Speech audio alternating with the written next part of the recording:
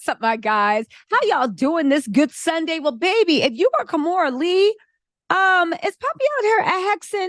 Y'all know if you saw my last video, he got the patron saint, one of the voodoo Haitian priestesses on her back that probably jinxed him because she is the fierce protector of women and children, right?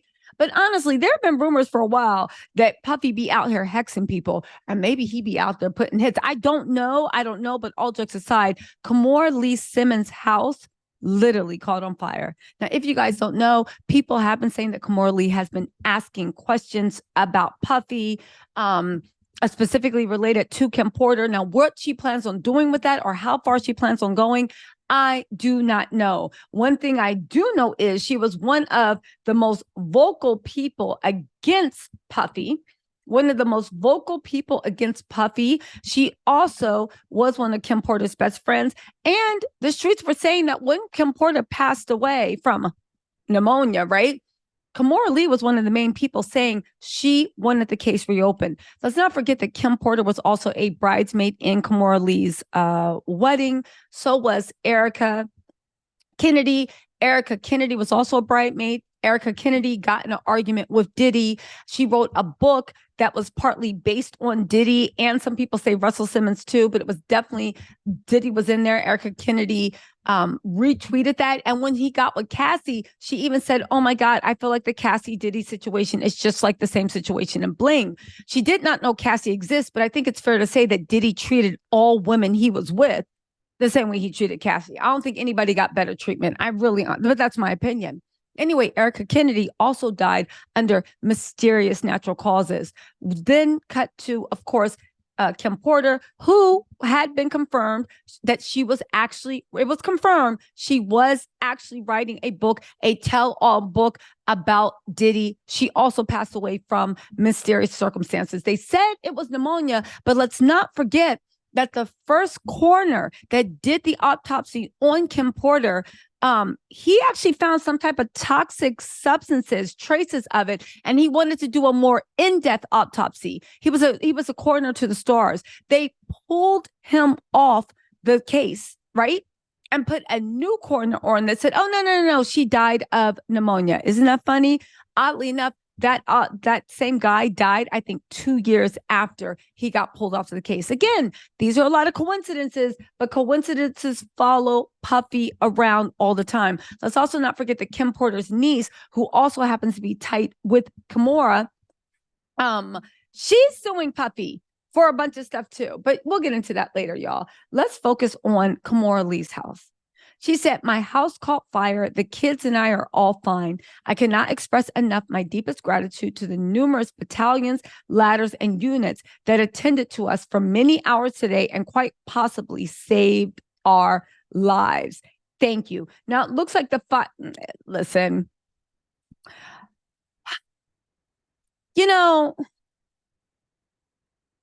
what y'all think about that?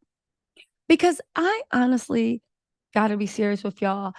I don't know how I feel about it. It's just so many coincidences. And maybe it does mean nothing. Maybe it was just a genuine fire because they were roasting chestnuts and it got out of hand. I don't know.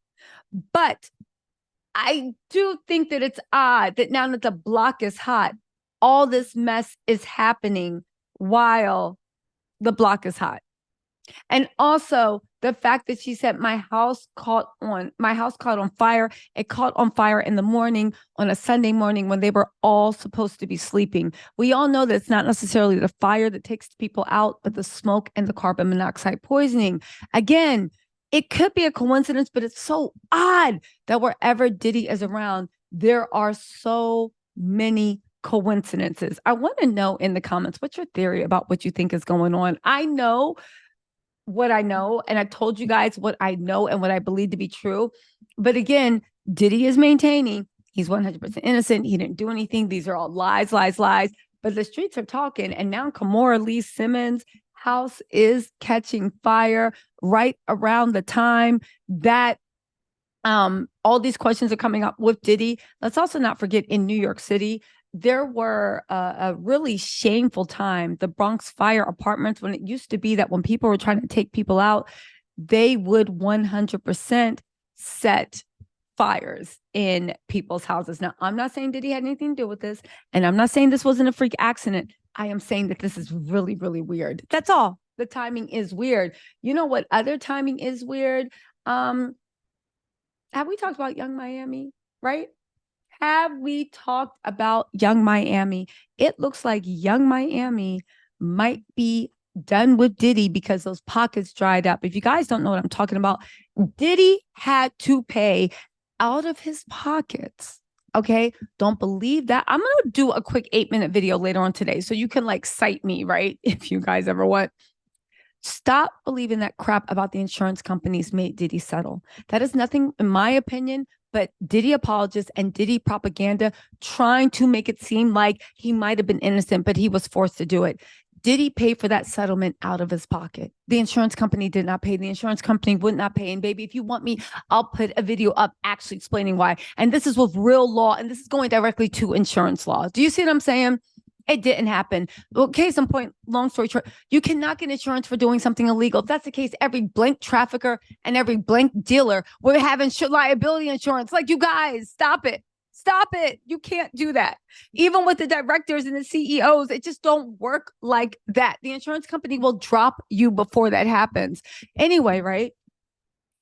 Diddy had to pay the settlement out of his pocket. People said Diddy is basically on the verge of bankruptcy because there's been a lot of rumors that some of the men workers that he had Cassie hire or that he hired are actually going to come forward. Now, the Cassie people are maybe out of the statute of limitations, but the other men, because listen, as far as I know, Cassie leaving didn't stop any freak off shows.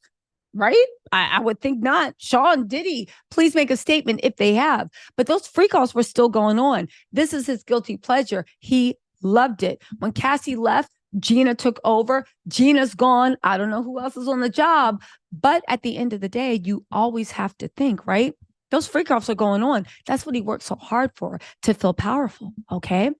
So they're saying that some of the men that were involved in the freak offs, yes, they might have been paid. Of course, but if Cassie's complaint can give us any indication to what they could complain of, maybe they paid for a job, but they felt completely degraded. It went outside of the norm of what they were going to do, and they just don't appreciate it. Maybe it's just a simple cash grab. I don't know. We're going to have to wait for actually formal charges to be filed to get more information. But I am 100% sure that as much as Diddy like literally is so deep into his manhood and being a ladies' man, and this is what his whole persona is wrapped around, that if he did like both, or even if he preferred one over the other, he wouldn't let us know. Do you see what I'm saying? Like, I don't think at this day and age anybody has to be in the closet, and I'm not saying that Diddy is in the closet.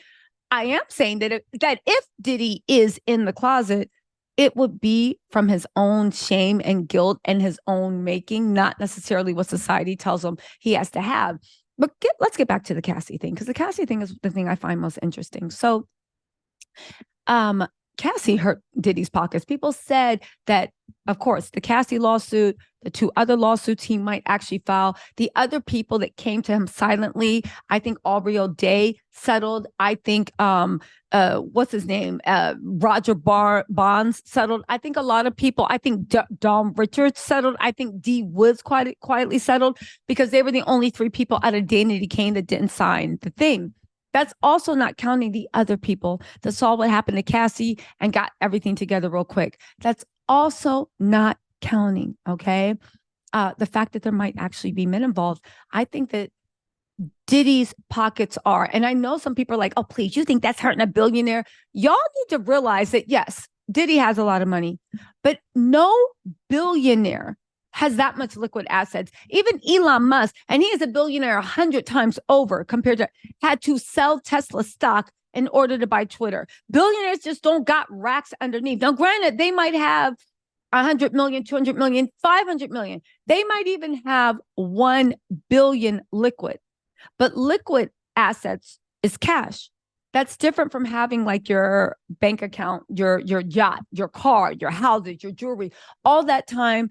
All those things need time to liquidate. And when people know you want to liquidate them, that's when they start like underpaying in value. You want to sell when you don't need the money and buy when other people need the money. You know what I'm saying? So anyway, what does this have to do with Young Miami? If Puffy maybe had like, let's just say, I don't know, 1 billion liquid, which is a lot because most people don't have that much liquid. It's more like 4 or 5, 800 million. If he had to give even 1/10 of all his net worth at that time to Cassie and all those other people, what do you think? Even if it was like 30% of his net worth, that's a big, big hit. It seems as if Young Miami is moving away from Puffy because there ain't no more money there. Young Miami actually tweeted this on her Instagram. Hold on, let me get this up.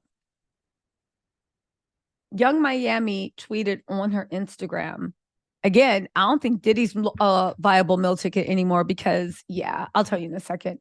Young Miami tweeted this, studio flow, feeling like Young Miami, and said, I like recording in the dark. Yo, Young Miami is back to feeling like herself and ready to make some music. Let's also not forget when she got with Puffy, she stepped away from the music game. She said, baby, I'm going to be a rich man's kept woman. I'm going to be his homie lover friend. I'm going to be his best friend. And Diddy was giving her opportunities, helping her with business deals. Let's hope that she was scamming him and he didn't actually make her pay. She was doing all this stuff.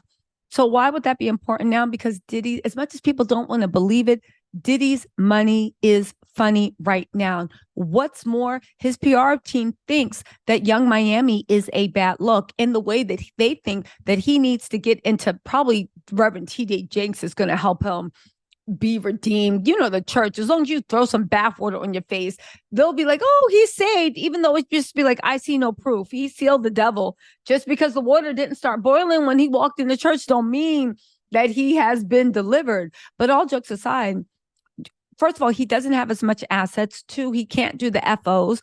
3, the value in being with Young Miami, because Diddy needs a complete image overhaul. He can't be into that grimy stuff. He can't be in that grown and raunchy stuff. He can't be in anything even slightly tied to anything sexual. I would think for at least a foreseeable future. That is Miami's brand. On top of that, Diddy stepped down as the chair or whatever director of Revolt.